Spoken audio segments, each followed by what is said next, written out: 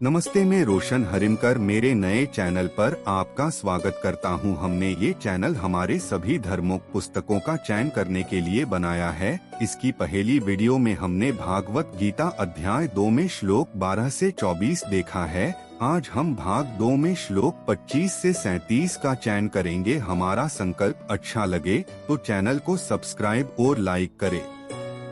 भगवत गीता अध्याय 2 श्लोक 25। अव्यक्तोयम चिन्त्योयम विकार्योयामुच्यते तस्मादेव विदित्वैनम नानुशोचितुमर्हसि। अनुवाद। आत्मा को अदृश्य, अकल्पनीय और अपरिवर्तनीय कहा गया है। यह जानकर तुम्हें शरीर के लिए शोक नहीं करना चाहिए। स्पष्टीकरण। भौतिक ऊर्जा से बनी हमारी आंखें केवल भौतिक वस्तुओं को ही देख सकती हैं। आत्मा दिव्य और भौतिक ऊर्जा के दायरे से परे होने के कारण हमारी आंखों के लिए अदृश्य है। वैज्ञानिकों ने इसकी उपस्थिति को समझने के लिए प्रयोग किए हैं। उन्होंने एक मरते हुए व्यक्ति को कांच के डिब्बे में डाल दिया और डिब्बे को सील कर दिया, यह देखने के लिए कि क्या आत्मा के निकलने से कांच टूटेगा या नहीं। हालांकि कांच के बक्से को टूटे बिना ही आत्मा ने शरीर छोड़ दिया।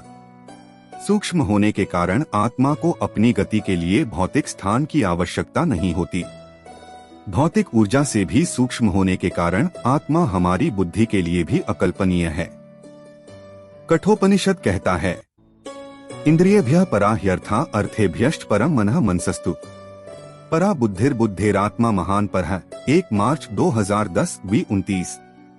इंद्रियों से परे इंद्रियों के विषय हैं। इंद्रियों के विषयों से भी सूक्ष्म मन है।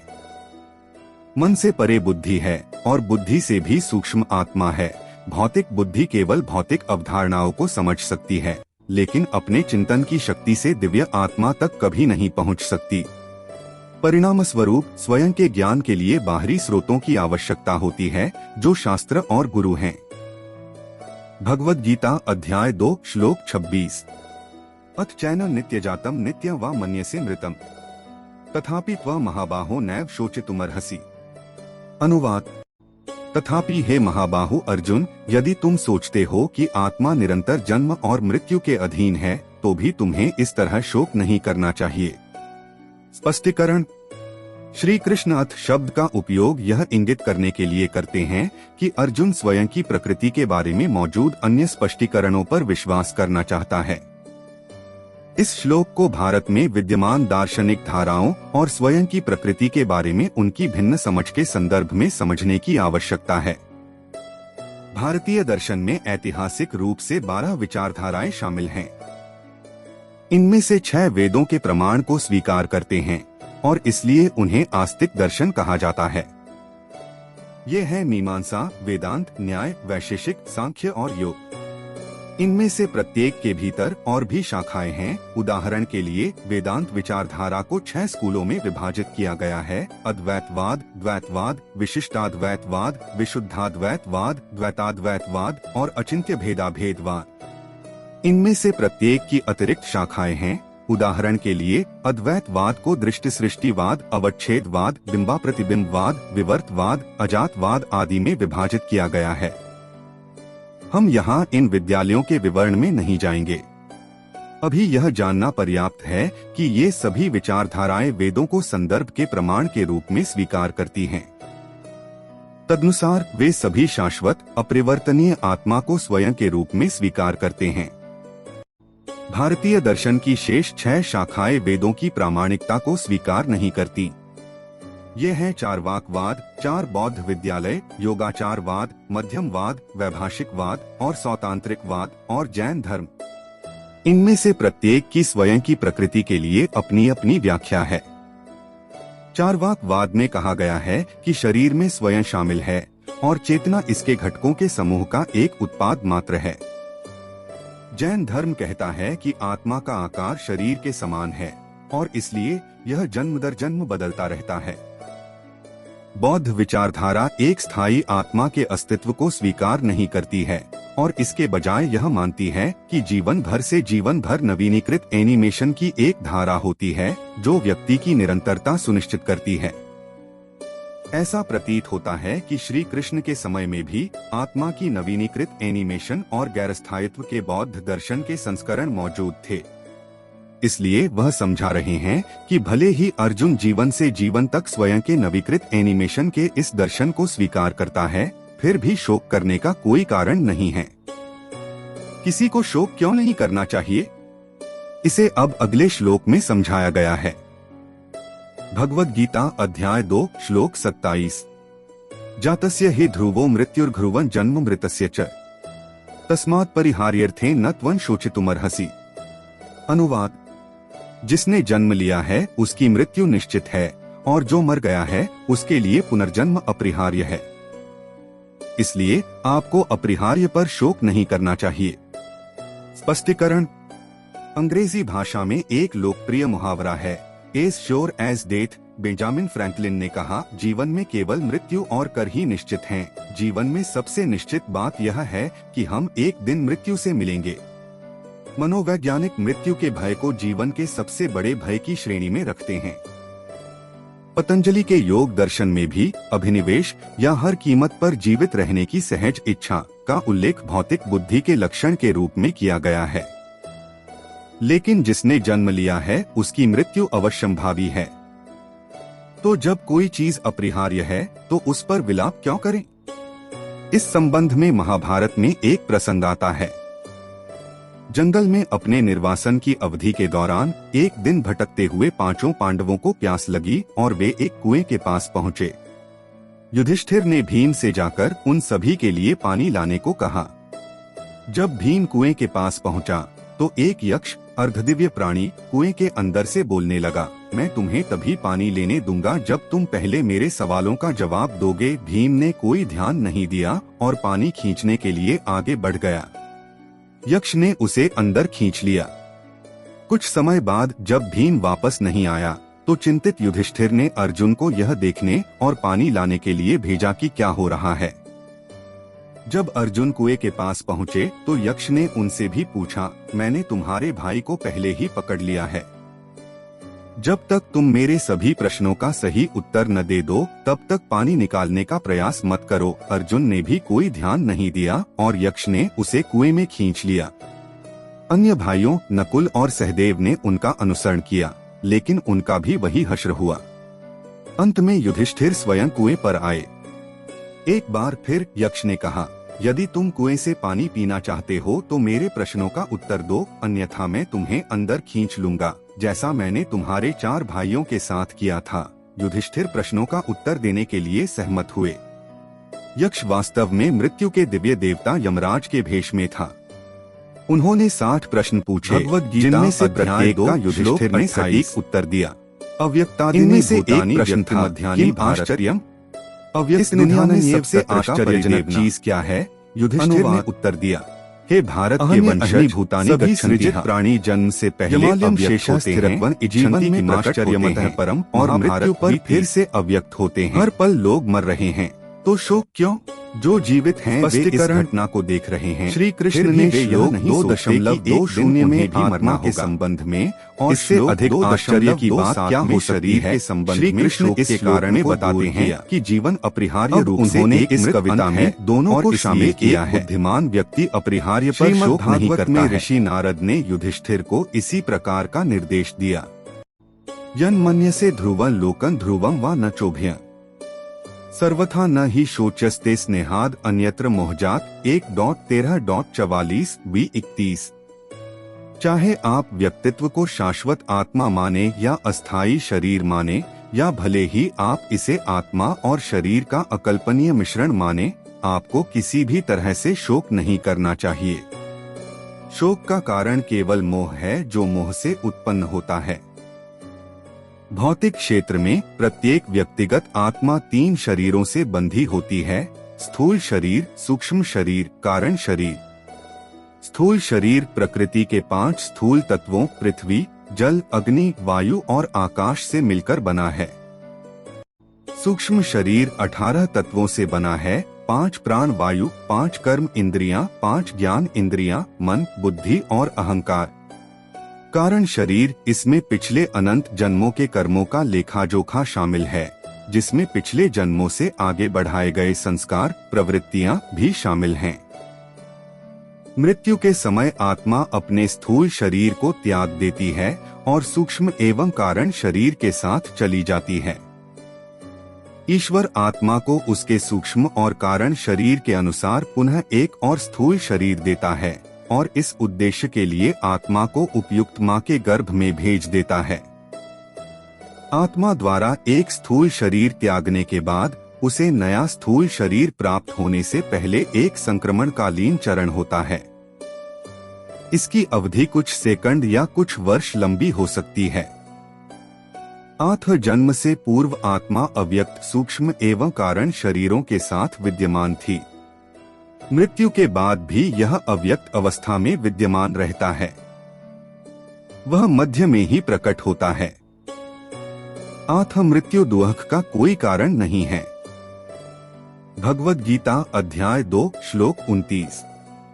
आश्चर्यवत् पश्यति कश्चिदेन माश्चर्यवद् वदति तथैव चान्ये आश्चर्यवाचैन्मन्यः शृणोति श्रुत्वाप्येन वेद न चैव कश्चित्। अनुवाद: कुछ लोग आत्मा को अद्भुत देखते हैं, कुछ इसे अद्भुत बताते हैं और कुछ आत्मा को अद्भुत सुनते हैं, जबकि अन्य सुनकर भी इसे बिल्कुल नहीं समझ पाते हैं। स्पष्टीकरण: पूरी दुनिया अद्भुत है, सबसे छोटे परमाणुओं से लेकर सबसे बड़ी आकाशगंगाओं तक, क्योंकि वे सभी ईश्वर की अद्भुत रचनाएं हैं। एक छोटा सा गुलाब का फूल भी अपनी बनावट, गंध और सुंदरता में अद्भुत होता है। सबसे अद्भुत तो स्वयं परमेश्वर हैं। ऐसा कहा जाता है कि अनंत शेष दिव्य 10,000 सिर वाला सांप, जिस पर भगवान विष्णु रहते हैं, सृष्टि की शुरुआत से ही भगवान की महिमा गा रहे हैं और अभी भी उन्हें पूरा नहीं किया है। आत्मा ईश्वर का एक अंश होने के कारण संसार की वस्तुओं से अधिक आश्चर्यजनक है, क्योंकि यह भौतिक अस्तित्व से परे है। जिस प्रकार ईश्वर दिव्य है, उसी प्रकार उसका अंश आत्मा भी दिव्य है। इस कारण से आत्मा को समझने के लिए केवल बौद्धिक कौशल पर्याप्त नहीं है, क्योंकि आत्मा के अस्तित्व और प्रकृति को समझना कठिन है। कठोपनिषद में कहा गया है, श्रवणायपि बहुभिर्यो न लभ्यः श्रीवन्तोऽपि बहवो यम न विद्युः। अष्टचर्यो वक्ता कुशलो अस्य लब्धाश्चार्यो ज्ञाता कुशलानुशिष्टः। 1 फरवरी 2007 (B32). ऐसा शिक्षक बहुत दुर्लभ है जो आत्म साक्षात्कारी हो। ऐसे शिक्षक से आत्म साक्षात्कार के विज्ञान के बारे में निर्देश सुनने का अवसर और भी दुर्लभ है। यदि बड़े सौभाग्य से ऐसा अवसर आता है, तो जो छात्र इस विषय को समझ सकते हैं, वे दुर्लभ हैं। इसलिए एक प्रबुद्ध शिक्षक कभी निराश नहीं होता है, जब ईमानदार प्रयासों के बावजूद अधिकांश लोग या तो आत्मा के विज्ञान में रुचि नहीं रखते हैं या समझ नहीं पाते हैं। भगवद गीता अध्याय 2 श्लोक 30। देहि नित्यं वध्योऽयं देहे सर्वस्य भारत तस्मात् सर्वाणि भूतानि न त्वं शोचितुमर्हसि। अनुवाद: हे अर्जुन, शरीर के भीतर रहने वाली आत्मा अमर है, अत तुम्हें किसी के लिए शोक नहीं करना चाहिए। स्पष्टीकरण: अक्सर अपनी शिक्षाओं के दौरान श्री कृष्ण कुछ श्लोकों में एक अवधारणा की व्याख्या करते हैं और फिर उन शिक्षाओं का सारांश बताते हुए एक श्लोक कहते हैं। यह श्लोक स्वयं की अमरता और शरीर से इसके भेद पर निर्देशों का सारांश है। भगवद गीता अध्याय 2 श्लोक 31। स्वधर्मंपि चावेक्ष्य न विकम्पितुमर्हसि धर्म्याधि युद्धात् श्रेयोन्यत क्षत्रियस्य न विद्यते। अनुवाद: इसके अलावा एक योद्धा के रूप में अपने कर्तव्य को समझते हुए तुम्हें विचलित नहीं होना चाहिए। वास्तव में एक योद्धा के लिए धार्मिकता को कायम रखने के लिए लड़ने से बेहतर कोई कार्य नहीं है। स्पष्टीकरण: वेदों के अनुसार स्वधर्म एक व्यक्ति के रूप में उसका कर्तव्य है। स्वधर्म या व्यक्ति के लिए निर्धारित कर्तव्य 2 प्रकार के होते हैं, पर धर्म या आध्यात्मिक कर्तव्य और अपर धर्म या भौतिक कर्तव्य। अपने को आत्मा समझकर ईश्वर से प्रेम करना और भक्तिपूर्वक उसकी सेवा करना ही कर्तव्य बताया गया है। इसे परधर्म कहा जाता है। हालांकि चूंकि मानव जाति के विशाल बहुमत के पास यह आध्यात्मिक दृष्टिकोण नहीं है, वेद उन लोगों के लिए भी कर्तव्य निर्धारित करते हैं जो स्वयं को शरीर के रूप में देखते हैं। इन कर्तव्यों को किसी के आश्रम, जीवन में स्थान और वर्ण, व्यवसाय के अनुसार परिभाषित किया गया है। उन्हें अपराधर्म या सांसारिक कर्तव्य कहा जाता है।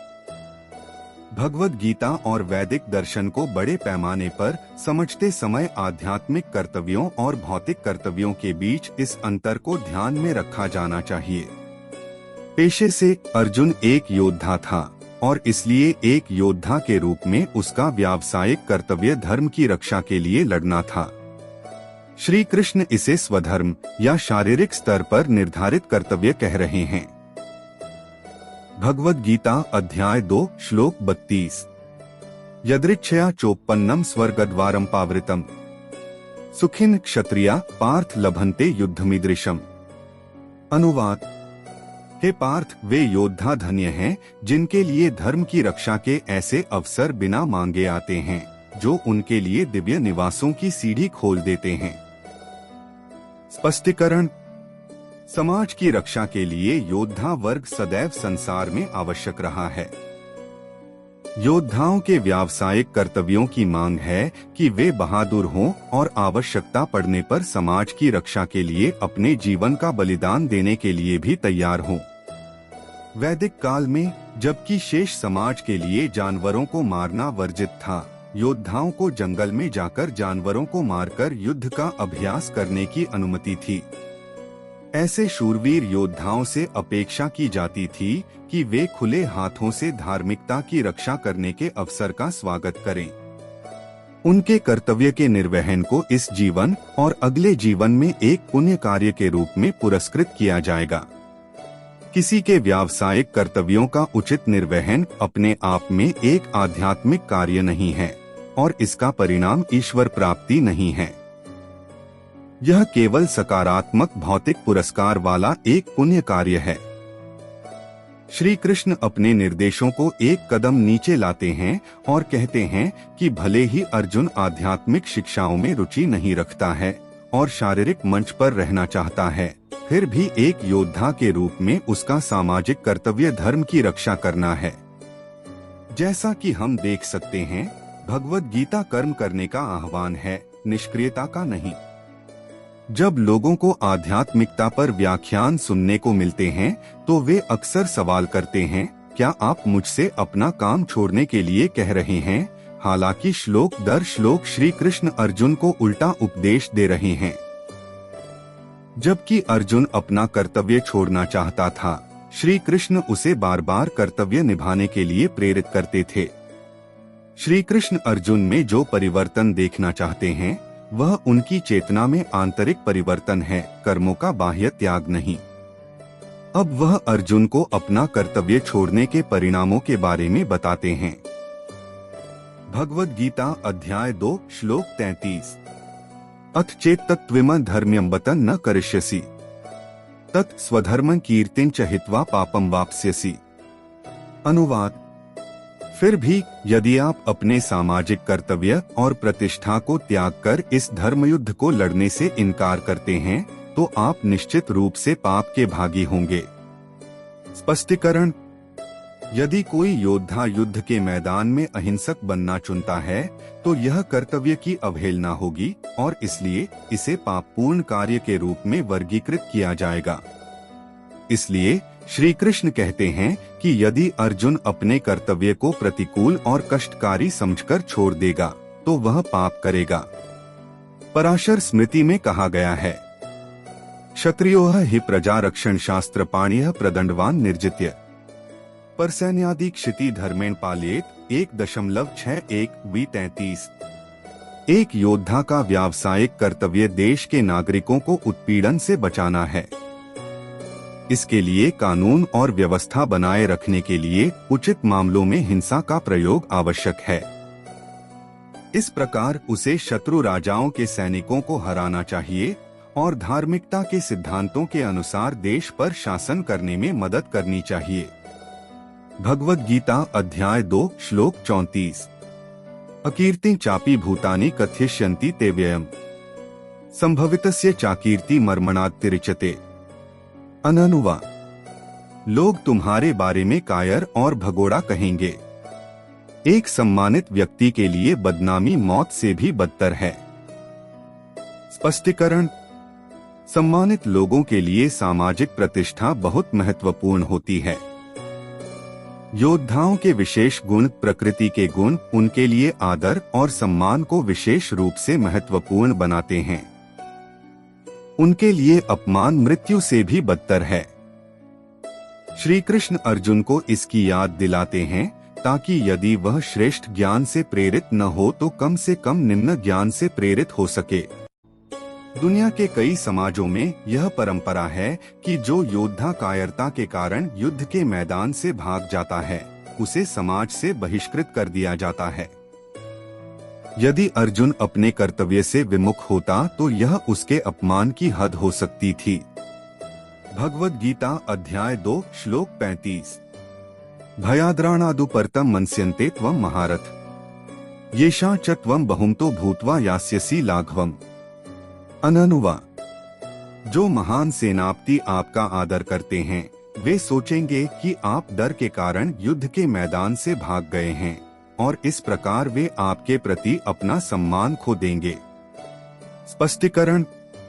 अर्जुन एक शक्तिशाली योद्धा के रूप में प्रसिद्ध थे और कौरवों के सबसे बहादुर योद्धाओं जैसे भीष्म, द्रोणाचार्य, कर्ण आदि के लिए भी एक योग्य प्रतिद्वंद्वी थे। उन्होंने कई दिव्य देवताओं से युद्ध करके प्रसिद्धि प्राप्त की थी। उसने शिकारी के भेष में आए भगवान शिव से भी युद्ध किया था और उन्हें पराजित कर दिया था। उसकी वीरता और कौशल से प्रसन्न होकर भगवान शिव ने उसे पाशुपतास्त्र नामक दिव्य हथियार से पुरस्कृत किया था। उनके धनुर्विद्या गुरु द्रोणाचार्य ने भी उन्हें एक विशेष हथियार के रूप में अपना आशीर्वाद दिया था। युद्ध शुरू होने से ठीक पहले यदि अर्जुन युद्ध के मैदान से सेवानिवृत्त हो जाते तो इन वीर योद्धाओं को यह नहीं पता होता कि अपने रिश्तेदारों के प्रति स्नेह ने उन्हें भागने के लिए प्रेरित किया है। वे उसे कायर मानेंगे और मानेंगे कि वह उनकी वीरता से डरकर युद्ध से दूर हो गया है। भगवद गीता अध्याय 2 श्लोक 36। अवाच्यवादाश्च बहुन्वदश्यन्ति तवाहिता निंदन्तस्तव नक्षत्रं ततो दु खतरं नु किम। अनुवाद। आपके शत्रु आपके पराक्रम की निंदा करते हुए निर्दयी शब्दों से आपको बदनाम और अपमानित करेंगे। अफसोस, इससे ज्यादा दर्दनाक क्या हो सकता है। स्पष्टीकरण। यदि अर्जुन युद्ध से भागने का निर्णय लेता तो न केवल शक्तिशाली योद्धाओं की सभा में अर्जुन का महत्व कम हो जाता बल्कि उसे अपमानित भी होना पड़ता। श्री कृष्ण निंदतः शब्द का प्रयोग करते हैं जिसका अर्थ है निंदा करना। अवाच्य वदान का अर्थ है हिजड़ा जैसे कठोर शब्दों का प्रयोग। अर्जुन के शत्रु दुर्योधन की तरह उनके बारे में कई अशोभनीय बातें कहते थे, जैसे उस नपुंसक अर्जुन को युद्ध के मैदान से अपने पैरों के बीच पूंछ दबाकर कुत्ते की तरह भागते हुए देखो। श्री कृष्ण ने अर्जुन को याद दिलाया कि इस तरह का उपहास उसके लिए बहुत दुखद होगा। भगवद गीता अध्याय 2 श्लोक 37। हतो वा प्राप्स्यसि स्वर्गं जित्वा वा भोक्ष्यसे मही तस्मादुत्तिष्ठ कौन्तेय युद्धाय कृत निश्चय। अनुवाद।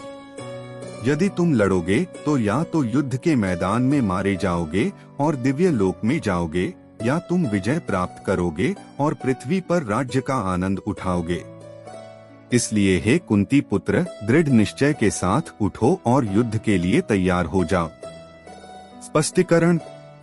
श्लोक 2.31 से आगे बढ़ते हुए श्री कृष्ण अभी भी व्यावसायिक कर्तव्यों के स्तर पर निर्देश दे रहे हैं। वह अर्जुन को अपने कर्तव्य के पालन से उत्पन्न होने वाली 2 संभावनाओं के बारे में बताते हैं। यदि अर्जुन विजयी हो जाता है तो पृथ्वी पर एक राज्य उसका इंतजार कर रहा है और यदि उसे अपने कर्तव्य के निर्वहन में अपना जीवन बलिदान करने के लिए मजबूर किया जाता है तो वह दिव्य निवासों में जाएगा। अध्याय 2 जारी है। हमारा कार्य अगर अच्छा लगे तो चैनल को सब्सक्राइब करें और अगली वीडियो के लिए बेल आइकॉन दबाएं। आपके महत्वपूर्ण समय के लिए धन्यवाद।